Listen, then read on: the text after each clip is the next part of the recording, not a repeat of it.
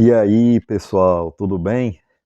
Então, sejam bem-vindos aí, mais um encontro aí nosso. Hoje a gente vai resenhar o livro Espetacular e fique com a gente até o final porque vai ter muitas revelações, muitas indicações de livros, de filmes.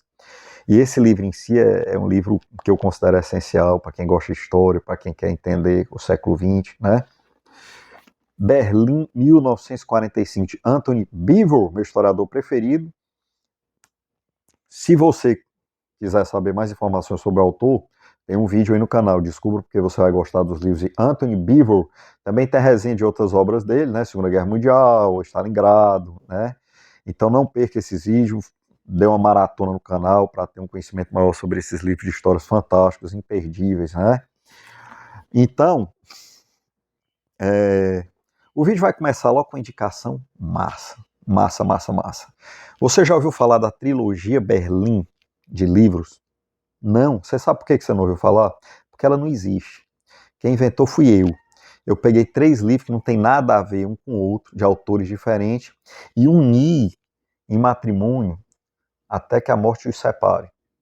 E esses livros são perfeitos, eles são extremamente correlatos, e eles juntos proporcionam um entendimento sobre a cidade de Berlim que talvez muita gente que mora lá não tenha, né? Então, antes de começar, eu vou fazer essa indicação. Esses livros são o seguinte: Einstein em Berlim,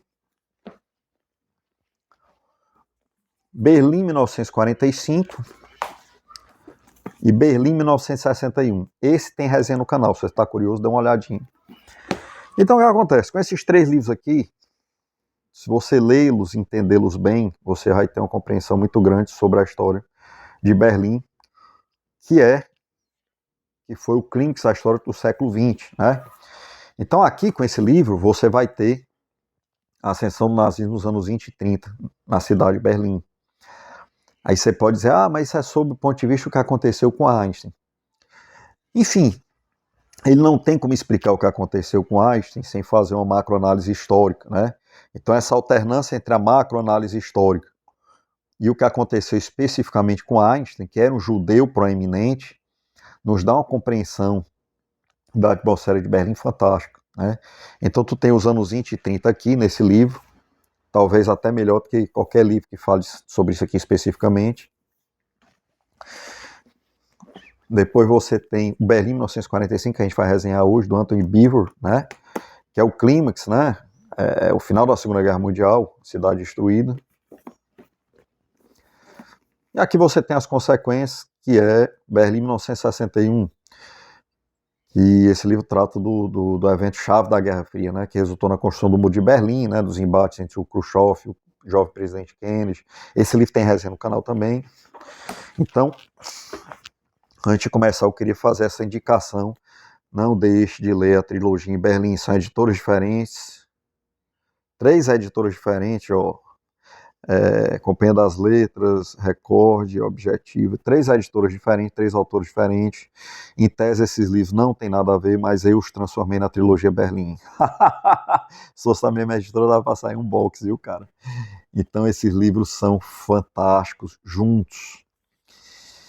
Então, sem mais delongas, vamos para a resenha do livro de hoje. Berlim, 1945. Nesse livro, o Anthony Beevor retrata o final da Segunda Guerra Mundial, a derrocada de Berlim, sob 3 dimensões, né? Ele aborda o assunto em 3 dimensões diferentes, né? A primeira dimensão militar, que é a campanha do Exército Vermelho em direção a Berlim, né, e a conquista da cidade. A segunda dimensão é a dimensão humana, né? Foca nos habitantes de Berlim, na iminência desses eventos dramáticos, né, que é a invasão da cidade pelo terrível Exército Vermelho, né, e os crimes cometidos.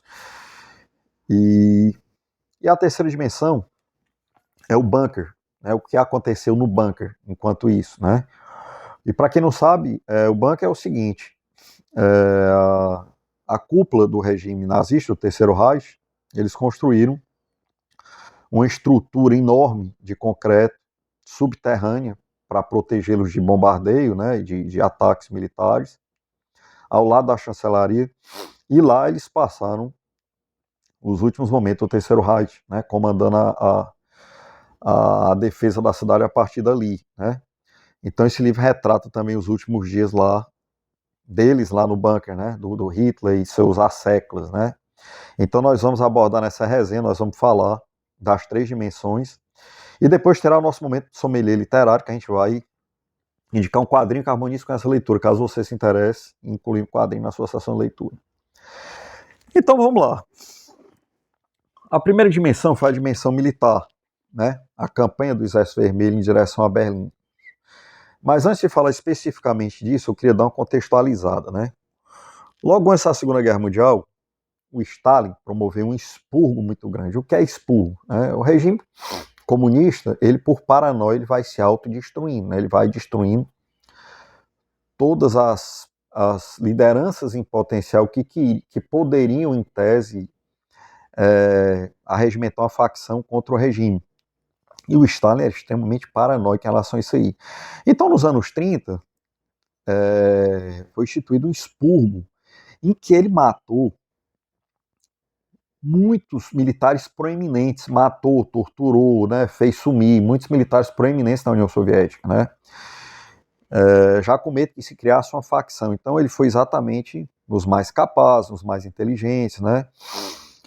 Então, resumindo bem muito, o fato é que a União Soviética começou a Segunda Guerra Mundial já com a sua inteligência, com o comando do seu exército completamente comprometido, né. Os militares que se destacaram na Segunda Guerra Mundial, eles escaparam por muito pouco do expurgo, né? Então a União Soviética começa a Segunda Guerra Mundial numa situação muito debilitada em termos de comando, por conta dos expurgos do Stalin, né? Só que um fato muito importante, que pouca gente gosta de lembrar, que a União Soviética e a Alemanha nazista começaram a Segunda Guerra como aliados, né? Então, assim, você vai dizer, mas o pacto Ribbentrop-Molotov era só um pacto de não agressão. Rapaz, na prática não era bem assim, porque o que é que iniciou a Segunda Guerra Mundial em tese? Não foi a invasão da Polônia por Hitler em 1939? A Polônia foi repartida. O Hitler invadiu por um lado e o Stalin invadiu pelo outro. Eles repartiram a Polônia.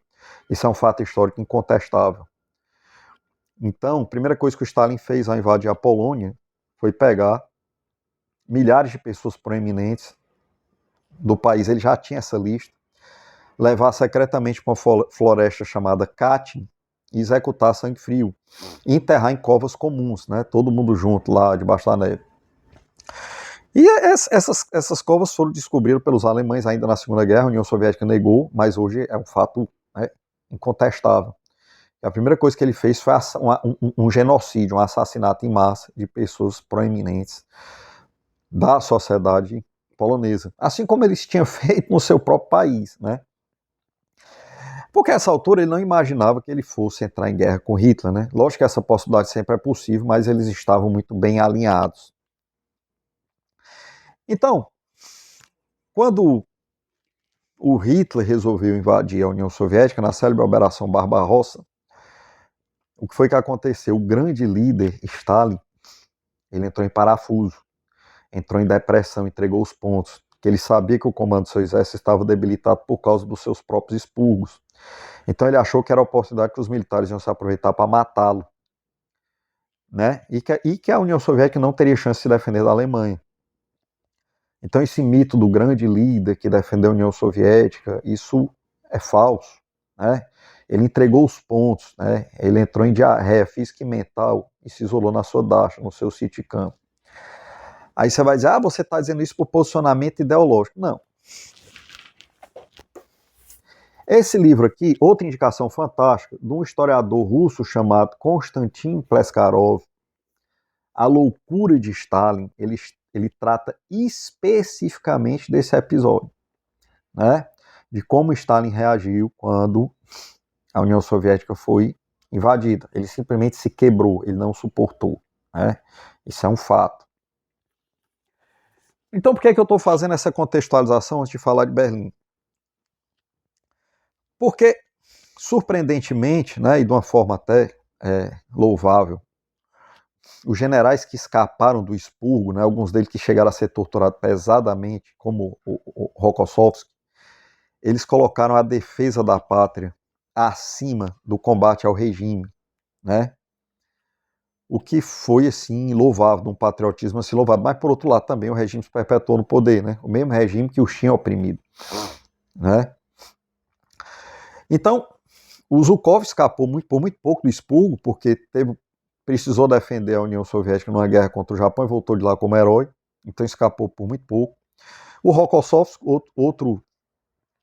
outro general, que inclusive era polonês, herói, né, da Batalha de Berlim, ele chegou a ser torturado, quase morreu, também escapou por muito pouco, né, escapou por muito pouco. E esses generais se arregimentaram e com o que tinham lá e com a ajuda dos americanos, né, eles tinham vidas assim em abundância, né, para desperdiçar e nenhum escrúpulo em utilizá-las, né. Então eles traçaram estratégias e conseguiram primeiro defender Moscou, depois virar o jogo em Stalingrado e iniciar a ofensiva em direção a Berlim, né. E esse livro é o final da ofensiva, né. Então nesse livro aqui, a parte militar, o Exército Vermelho chega a Berlim com três frentes de exército, né, comandado por 3 generais célebres, o general George Zhukov, considerado o maior general soviético da Segunda Guerra, o general Rokossovski, que foi torturado no expurgo, quase morreu, né, e o general Konev, né, e eles em 3 frentes de exército em direção a Berlim, atacando em 3 frentes simultâneas, sul, norte e centro. Então a principal linha de defesa da cidade era as colunas Zillow, né, eles romperam essas frentes de defesa. E nessa dimensão militar é importante dizer o seguinte: o Hitler apostou todas as suas fichas em criar uma frente muito forte em relação aos aliados ocidentais, né? Então, os aliados ocidentais, Estados Unidos e Inglaterra, estavam vindo por um canto, né? Depois do dia deles, vinha pela frente ocidental, e a frente oriental vieram os soviéticos. O Hitler apostou todas as suas fichas em combater essa frente aqui ocidental. Então os aliados ocidentais pegaram guerra mesmo pesada, né? Pegaram divisões alemãs assim muito fortes, né? E para a frente oriental sobrou só retalho, sobrou só resto de exércitos, né? E o Hitler ele foi armando a defesa com seus generais lá no bunker, com pouco que tinha, né? Com o que sobrou, né? Então, assim, o Exército Vermelho simplesmente foi passando por cima, né? Embora os generais alemães fossem extremamente competentes, tiravam leite de pedra, mas mesmo assim não tinha como, né? E depois a gente vai falar sobre a dimensão no bunker, a gente vai entrar mais em detalhes sobre isso. Então eles foram avançando. Na última hora o general Zhukov cometeu alguns equívocos, o general Konev acabou tendo mais destaque, né? Mas os 3 acabaram tomando Berlim. O Stalin tinha uma preocupação muito grande que os aliados resolvessem entrar, e eles deixaram essa glória para a União Soviética sozinha, né, que é uma decisão extremamente controversa, né, e enfim eles entraram na cidade, conquistaram a cidade, romperam as defesas alemãs, né. Aí tem vários detalhes militares que só isso dá 2 livros, né, é difícil a gente abordar numa resenha aqui, mas em resumo foi isso que aconteceu. A dimensão humana, que o livro cobre também, essa é extremamente interessante, uma das coisas que me atrai no estudo de história. Então, assim, você quer saber como o ser humano se comporta em situações extremas? Você não tem como botar uma pessoa em laboratório, não se faz com um rato, e saber o que vai acontecer, né? Mas você pode estudar a história, você vai ver como normalmente as pessoas reagem e se comportam em situações extremas, diversas, né? Diversos tipos de situações extremas, né? E isso é muito interessante. Então imagina Berlim, o povo de Berlim, que era uma das cidades mais, digamos assim, progressistas da Alemanha. O Partido Nazista nunca teve muita força lá, nunca teve muita moral lá, né? Eles não foram responsáveis, foram os menos responsáveis pela ascensão do nazismo, né? O nazismo teve mais força no sul, na Bavária. E esses habitantes de Berlim acabaram pagando o maior pato, porque era a capital da Alemanha, né? E era o Marco Zero, né? Era o maior troféu da Segunda Guerra. Então imagina esses berlinenses sabendo que o que o Exército Vermelho estava chegando, disposto a cometer todo tipo de crime, sem nenhum tipo de escrúpulo, né? Assim como os alemães fizeram na Rússia, né? Justiça seja feita, né? Os alemães também entraram na Rússia considerando que estavam lidando com um subpovo e cometendo todo tipo de crime. E os soviéticos entraram, foram em direção a Berlim com o mesmo mindset. E a cidade praticamente não tinha mais homens, né? Muito poucos, porque a guerra já tinha matado muita gente em idade militar, outros foram arregimentados e nos poucos pelotões restantes. E eles formaram a defesa lá com velhos, né, a Volkssturm, né, que era uma defesa formada por velhos, por aposentados, por pessoas muito jovens, né. A arma símbolo dessa Volkssturm é o Panzerfaust, uma espécie de bazuca antitanque alemã, precursora das armas antitanques atuais, né, que foi extremamente eficiente naquelas circunstâncias, mas não tinha como fazer milagre. Então a cara da defesa de Berlim foram os velhos, os jovens, armados com esse Panzerfaust aí, tentando inutilizar os tanques, né? E tem um assunto muito delicado que causou muito protesto em relação a esse livro, que são os estupros, né? Os estupros em massa dos soviéticos. Os soviéticos realmente eles entraram com o intuito de estuprar o máximo de mulheres possíveis, né? Então as alemãs foram violentadas assim em massa, né? Para você ter ideia, como elas praticamente não tinham homens para defendê-las, né? A estratégia de sobrevivência delas era arrumar o Ivan. Ivan é como eles chamavam o soldado soviético. Elas focavam em arrumar um namorado soviético fixo, né? E elas escolhiam pela força do cara. Podia ser o mais feio, o mais... não interessa. Ela queria um cara grande e forte para ser um namorado fixo delas ali, para protegê-las dos dias que viriam. E essa estratégia de sobrevivência meio que funcionou, né? Inclusive até gerou alguns casamentos, gerou uma descendência, muitas crianças dessa época também, né, que nasceram desses estupros em massa coletivos. Então foi uma situação terrível, né, terrível, terrível, terrível, né, e esse livro foi muito criticado por ter exposto esses crimes, mas eu achei que ele apenas é um historiador, ele falou do que aconteceu, assim como, quando ele falou da Operação Barbarossa, ele citou os crimes que os alemães cometeram ao entrar na União Soviética, né. Eu vi até uma resenha de um rapaz historiador que ele dizia que o livro foi imparcial porque falou só dos crimes soviéticos, mas é porque ele está falando aqui da invasão soviética, né. Quando ele fala da invasão alemã, ele fala também dos crimes alemães, desculpa. Então eu acho que o livro é um livro de história sério, né, ele apenas ele apenas expõe os fatos. Se você se incomoda com os fatos, é porque você, sua mente já está, né, pendendo para algum tipo de leitura ideológica, né? Então, essa dimensão humana foi terrível, né? A cidade sofreu barragem de artilharia, né? Depois os tanques invadiram e a luta foi quarteirão por quarteirão. O objetivo deles era conquistar o Reichstag, que era o centro do poder alemão, o centro lá da cúpula e fincar a bandeira soviética lá em cima. E essas três frentes, o Stalin gostava de botar os seus generais para competir entre si. Virou uma corrida, né? Virou assim, uma competição entre os três generais. E por fim eles conquistaram o Reichstag, colocaram a bandeira soviética lá em cima.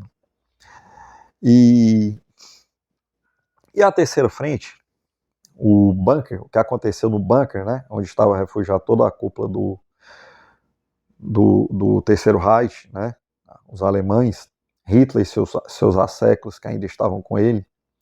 Isso é um capítulo à parte, é interessantíssimo, né, para a gente entender bem o que aconteceu ali, a gente tem que entender como funcionava a cabeça louca do Hitler, né. Para isso eu tenho uma indicação aqui que é o seguinte. Tem uma biografia do Hitler que está fazendo sucesso aí, mas a biografia do Hitler mais respeitada é essa aqui, Joachim Fesch, alemão, um dos maiores especialistas em nazismo do mundo, né? Essa biografia aqui, se vocês tiverem interesse, eu resenho ela no canal, né? Ela mostra muito bem quem era e como funcionava a cabeça do Hitler. Então o Hitler a origem dele, ele foi artista, né? Ele era fanático por obras, né? Por arte, por óperas. Então ele tinha, assim como Churchill também, tinha uma consciência histórica muito grande, né? Como ele iria entrar para a história e tal.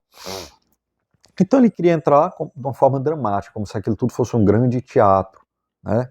A pisque louca do cara era assim. Então ele não abandonou a cidade, ele se refugiou no bunker e ficou lá até o final, né? E de lá ele foi tentando articular uma resistência. O problema é que ele já estava completamente desconectado da realidade, né? Ele manobrava pelotões e divisões que estavam em frangalhos, que eram inexistentes, que não eram mais nem a sombra do que eram antes, né? Estavam completamente desfalcados. Então, ele tentou criar um ataque pelo flanco das 3 linhas soviéticas, através do comandante Steiner, mas simplesmente não tinha recurso humano suficiente para isso. E depois disso ele entrou, ele já vinha mal, dependendo de drogas, né? Ele tinha um médico lá que injetava droga nele todo dia. E depois disso ele entrou completamente em colapso, né? Entrou em, teve lá os surtos dele lá e acabou entregando os pontos, né? Depois que ele viu que esse ataque, esse contra-ataque, essa tática que ele bolou lá, não iria dar certo. Então ele passava os dias em pensamentos profundos, em introspecção profunda, olhando o retrato do Frederico o Grande, que era um líder germânico que tinha revertido uma guerra na última hora, né? Talvez em busca de esperança. E junto com ele estava o seu ministro da propaganda, Joseph Goebbels, né? E os generais. O Goebbels estava com a mulher Magda Goebbels, né? E com seus filhos, né? 5 filhos ou 6, se eu não me engano. Me falha a memória agora. E ela preparou o jantar dos filhos e deu veneno. E ela matou seus filhos. Ela disse que não queria que ela nem a família vivesse num mundo sem o nazismo. Então lá no bunker ela matou as crianças do casal. E quando os soviéticos estavam a 1 quilômetro do bunker já, o Hitler cometeu suicídio. E seu corpo foi queimado, junto com Goebbels, né?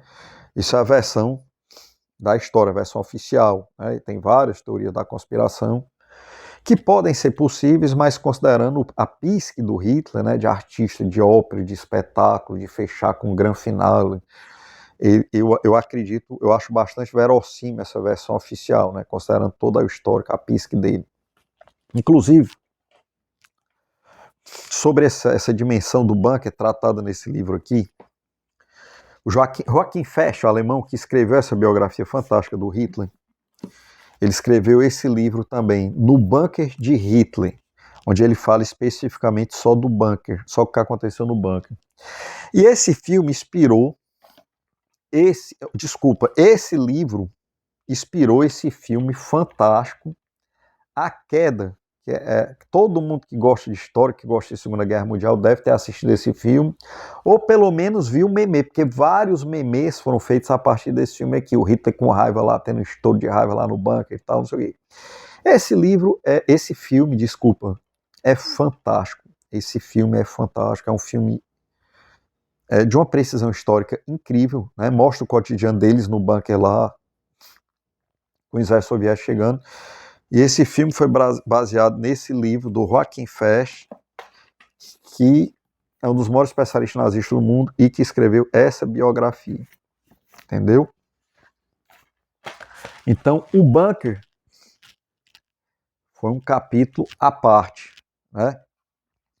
Então, esse livro sem dúvida, deve ser o livro mais célebre do Antônio Bivo. É um livro fantástico. Eu gosto muito de ler história porque eu acho a história muito mais fantástica que a realidade.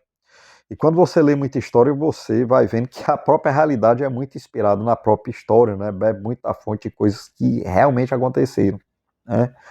Então, recomendo demais esses livros. E a pessoa pode... Eu até falei de leitura esses dias, né? Falei, como leio muito gastando pouco, fiz uns vídeos só de bate-papo sobre leitura. E as pessoas perguntam, e o uso da leitura para fins só recreativos, livros leves, não sei o que é que você acha disso?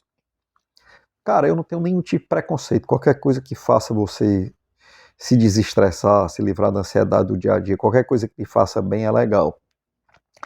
No meu caso específico, eu não leio nenhum livro que não seja muito bem escolhido, que não seja de história ou então literatura clássica, porque os quadrinhos já cumprem essa função para mim. Não é que eu tenha preconceito contra isso, é porque eu já leio quadrinhos já para desopilar. Eu tenho o hábito de ler quadrinhos muito cedo. Então essa função de desestressar, desopilar, já é os quadrinhos, já é a leitura de quadrinhos. Então livro não, livro eu gosto de ler, ou história, ou então ficção para mim tem que ser muito bem escolhido, ou literatura clássica, ou um assunto assim que eu gosto muito. E filosofia, são as três coisas que eu gosto de ler, né? E por falar em quadrinhos, chegou o momento do nosso sommelier literário, né?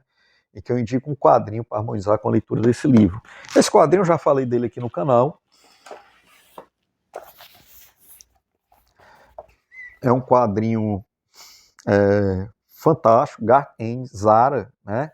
Na realidade, esse quadrinho harmoniza melhor com a leitura de Stalingrado do que com essa, mas harmoniza com essa bem também, né? A história de um sniper soviético durante a Segunda Guerra Mundial, né? Naquela época eu fiz a resenha do Stalingrado, a gente não fazia ainda essa história de sommelier literário. E é um quadrinho muito massa, né?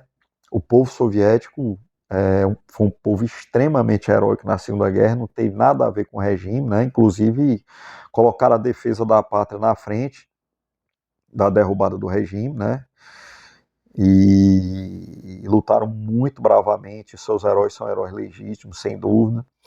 Então esse quadrinho aqui é um quadrinho fantástico em todos os aspectos. É o que eu harmonizo para a leitura desse livro aqui. E se por acaso você se interessou pela resenha, por algum dos livros que eu citei aqui, alguma coisa, coloca nos comentários que de repente a gente direciona mais ou menos, né? Já coloca na fila para eu resenhar algum desses livros que eu falei aqui, né? De repente a biografia do Hitler, né? A biografia do Hitler é um livro fantástico, né? Pra você entender, né? Aquela mente louca dele, né? E é isso, pessoal. Vou colocando um ponto final na nossa resenha, agradecendo esse nosso encontro. Muito obrigado e até o próximo vídeo.